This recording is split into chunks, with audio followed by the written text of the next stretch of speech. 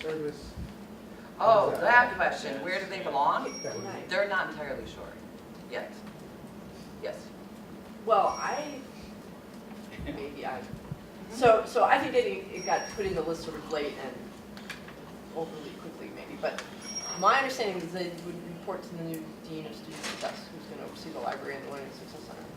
I mean, so right now, so right now for the Success Centers, we're just taking people out of English and math and wherever and putting them on release time and having them do it. The hope was someday we'd staff the Success Centers with the person that's their job, is to be in the Success Centers. I mean, I'm hoping we won't be totally negative about this. I understand we need to negotiate, you know, that it's a new classification and whatever, but I mean, that's the idea, is that someone would really work in the Success Centers, and that's their job. They're not being borrowed by English. They're not using the English money. Right now, liberal arts pays for it, essentially, and the math folks are. So I'm just trying to explain that they're just trying to get a person to be in there all the time, so someone's really watching over the place and building the program. And I think that's the idea. But my understanding is that it reports to the Dean of Student Success. But being paid under equity funds.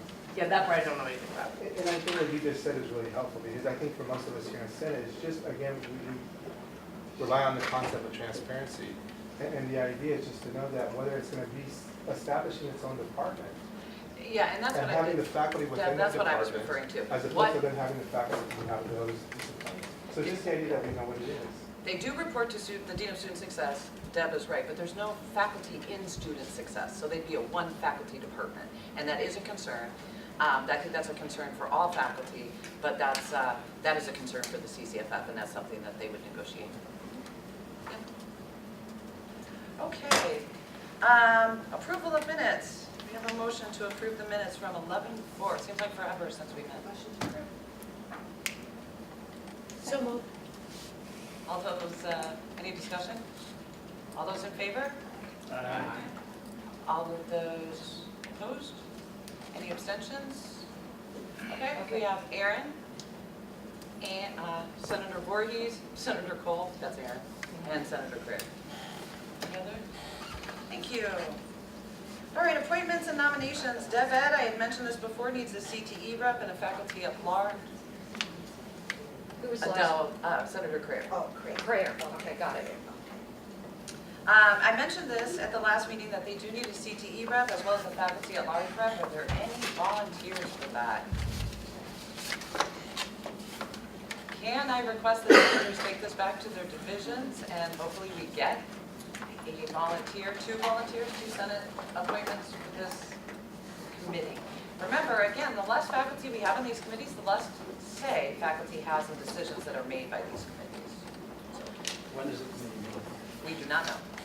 Tuesday afternoons at 2 o'clock. It's scheduled to meet, I don't remember whether it's second and fourth or first and third, but we have been meeting only once a month this year. Thank you, I did not know anyway. Tracy? No, no discussion. There was one more I just want to announce, and we'll bring it back for agendize it, is there is a copier MFD RFP evaluation committee. They're looking to replace the copiers on campus, and they need an evaluation committee to do that, to write up the RFP, the request for proposal. They need one faculty member to do that, so if you would like to do that, we'll agendize that item and make that appointment next week.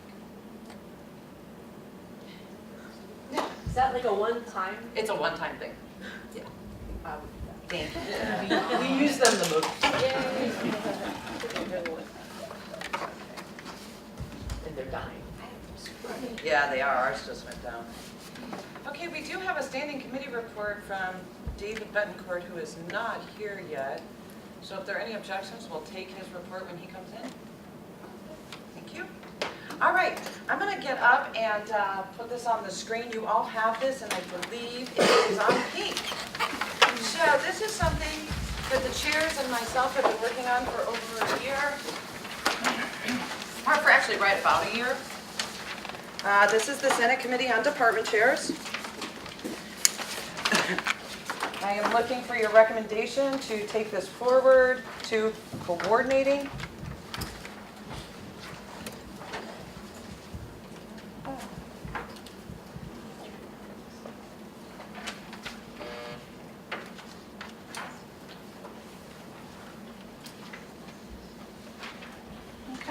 So I did send this out to you.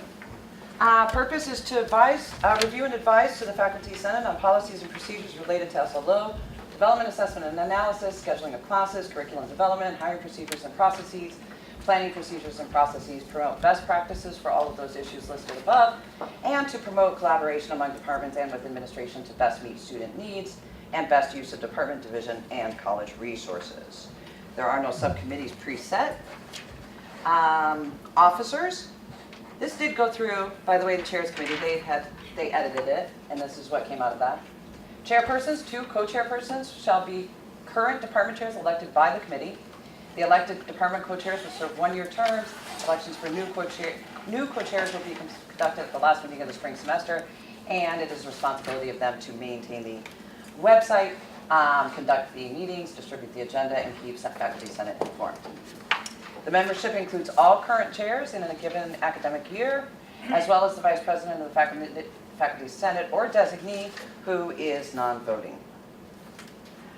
Terms of office, chairs will serve as committee members for the length of their tenure as chair of their respective departments.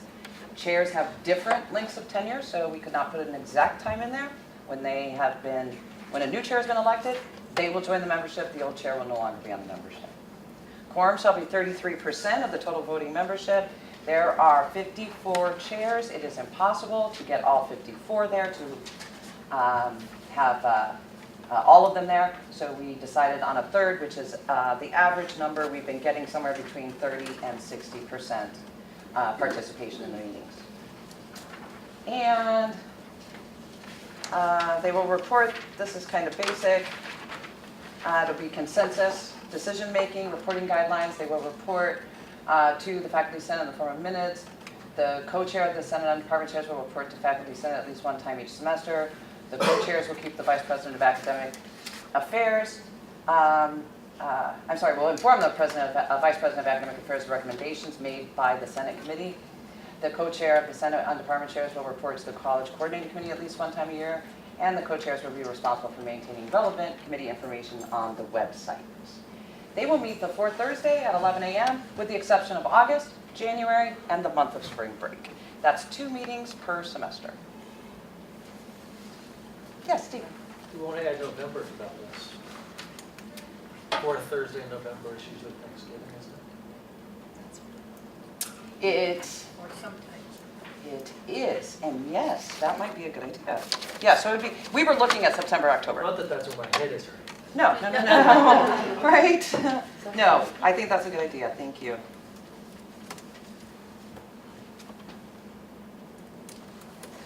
Yes. Well, December, we don't have a 4th Thursday. Yeah. Just because it's driving me crazy, so English professors. Sure. The very first line under purposes, review and advise the faculty senate on policies and procedures related to committee.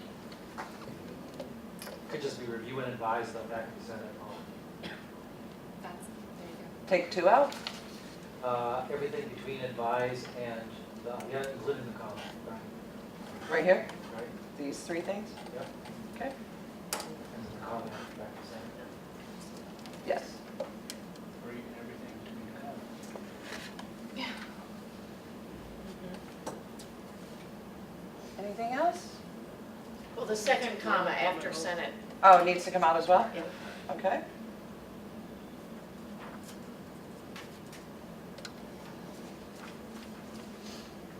Anything else? Do we have a motion to approve the shared governance document and present it to coordinating committee? So moved. Second. Any more discussion? All those in favor? Could I throw in one? Can I? Yes, please, please, please. I'm sorry, Deb, I didn't see you, I'm sorry. That's okay, I was Deb. too slow. Well, so I'm just wondering how you see the chairs and the SLO committee working together. I guess I'm wondering what that first bullet means about that. Because SLO, development, assessment, and analysis is done by chairs, Okay. I was the de facto high chair, that's what I'm calling it. Yeah. At the time, and I was working closely with Frank as do other chairs until we got the program review SLO issue. Departments were kind of hit and miss in working with Frank and the SLO committee. But once we got that, there was a lot closer communication between the SLO committee and the chairs, and so we felt that it was appropriate that when SLO issues come up, that they be reviewed and recommendations by the chairs be given, since they're the ones that do the majority of the work on that. Okay. Stephen? Anything under purposes regarding assignment and reassigned time? That is a negotiable item, so that would fall under the union, not, I have no idea why I'm trying to talk into this microphone, In because I terms feel of cool. discussion, but understand. Yeah, yeah. And is that correct, Solomon? That would not be, yes, that would be negotiated, so that would not be something that would fall under the purpose of this committee. Thanks. All right, all those in favor? Aye. Those opposed? Any abstentions? Great, thank you. I will present that to coordinating. Okay, the next item is, I believe, the resolution, correct? Yes. I'm sorry, I don't have the agenda up here. All right, I do have something to report on the agenda and get, so I have had an incredibly busy couple of weeks, and I inadvertently did not ask the third faculty member to sign off on Thursday on this resolution. I didn't really realize I had done that until last night. The faculty member, the three people that brought this forward were, thank you, were myself, Monica, and Solomon. And I was in such a hurry I did not get Solomon's signature. Solomon did send me an email prior to Thursday, Friday when the agenda went out. I take that as receipt of his acceptance of proposing this as part of the three faculty members. He did sign it this morning. Any objections to presenting this, even though this was not signed on Thursday? Thank you. All right. It's kind of a long one. Do we want to read this out loud? Oh, please no. Okay. Okay, so this came up because the CFT, as well as the CTA and other independent unions, I'm not sure how many, but other independent unions, had put together a resolution requesting three things. One, that part-time faculty be paid for professional development, and part-time faculty be paid for office hours, and that we make a move to increase full-timers with the expectation that that would be part-time faculty, not necessarily here at Cerritos, but part-time faculty in the state of California moving into full-time faculty jobs. This is a joint effort between our local Senate and the CCFF, because the state Senate also passed three resolutions, which are on here closer to the bottom as part of the whereases in regards to these very issues. So you can see right around the middle, and you have these resolutions. I gave these to you, 12.01, 12.02, and 13.01.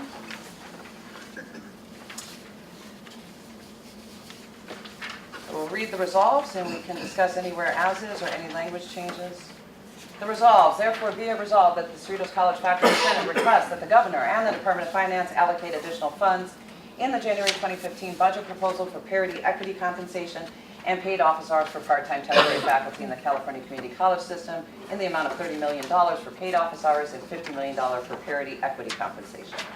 And therefore be it further resolved that the Cerritos College Faculty Senate requests that the Governor and the state legislature allocate $100 million for the hiring of new full-time faculty with the potential of converting existing part-time temporary faculty to full-time faculty status. Tracy. Oh, the ninth whereas, which is about almost 2/3 the way down, just past the largest paragraph. Okay, the retention? Whereas the retention? No, the Academic Senate for the California Community Colleges passed resolution 12.02. Oh, okay, I'm sorry. At the fall 2014 plenary session, which resolved That, thank you. And not the resolve following Pat. line, are you trying to say collaborate or urge? That's, for that whereas? Yeah. That resolve is lifted directly from the resolves that were passed at the Senate. that the academic senate of the California Community Colleges collaborate, urge local senates? I believe an and is missing, yes. And or just one? Sorry. I didn't know if it's one. Collaborate and urge, yes. I apologize, I didn't understand what you were